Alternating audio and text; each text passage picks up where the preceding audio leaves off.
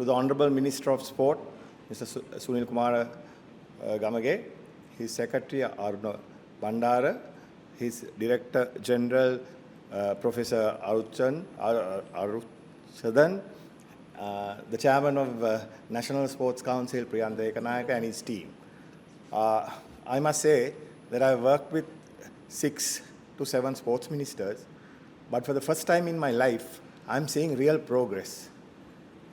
The Honourable Minister and his team have taken sport by the cuff of its neck, and they are moving forward to ensure that our children are able to compete at international level seriously.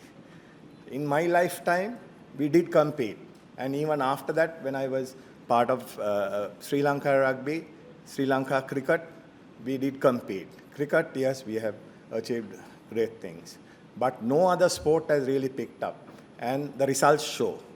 We have two medalists in the Olympics in our entire history. So I think the minister has come in at a really critical time, because I really do believe that if he continued on this path, the entire country would have ended up in a total disaster where sport is concerned.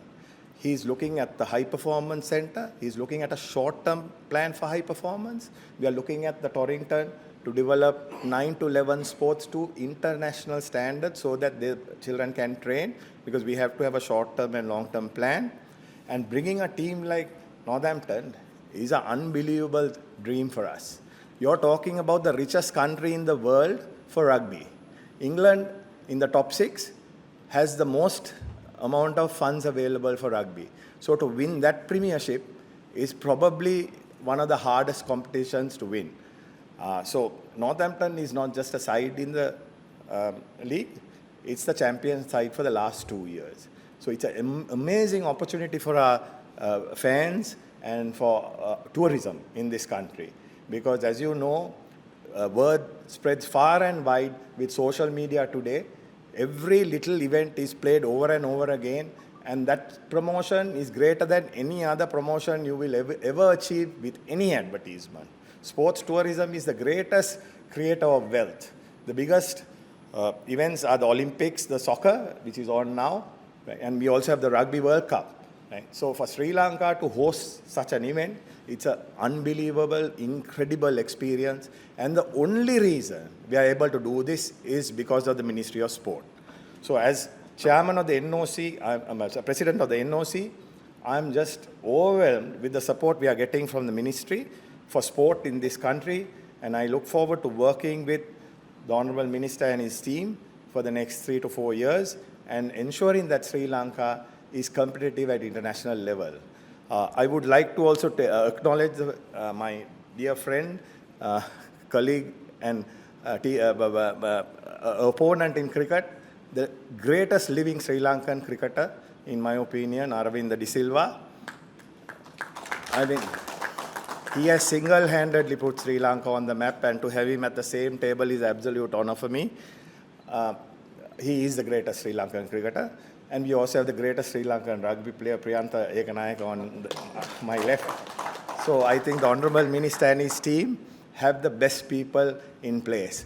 So I thank him for that. I also would like to thank another teammate of mine, an opponent on the rugby field, Rohan Abekor. He has worked tirelessly to bring Sri Lanka rugby back to credibility. He has supported all of us and ensured, that we are able to compete internationally.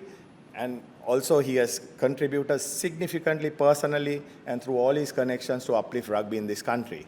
Also my teammate and my dear friend Imti Marika, who without him, none of this would have been possible. At a time when Sri Lanka rugby was drowning, banned, he stepped up, and supported Sri Lanka rugby, not only as a coach, with his own time, never accepted a single payment, and supported Sri Lanka rugby to get back on track. So I thank you, Inti. Sabir Khad. Now, this young gentleman actually started his advent into rugby with me. He first joined me personally to help Sri Lanka rugby, and then he worked for 4 years with Sri Lanka NOC, and we built the first high-performance unit in Sri Lanka. And together with the ministry at that time, we supported athletes financially, but it was all cut short.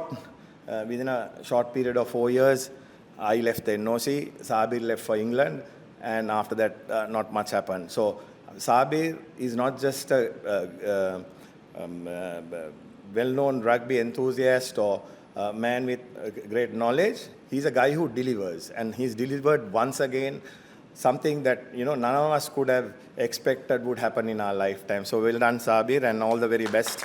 And I hope you continue your hard work. Once again, I thank everybody and thank the ministry. And today is Olympic Day run, so I hope to see you all there. Thank you.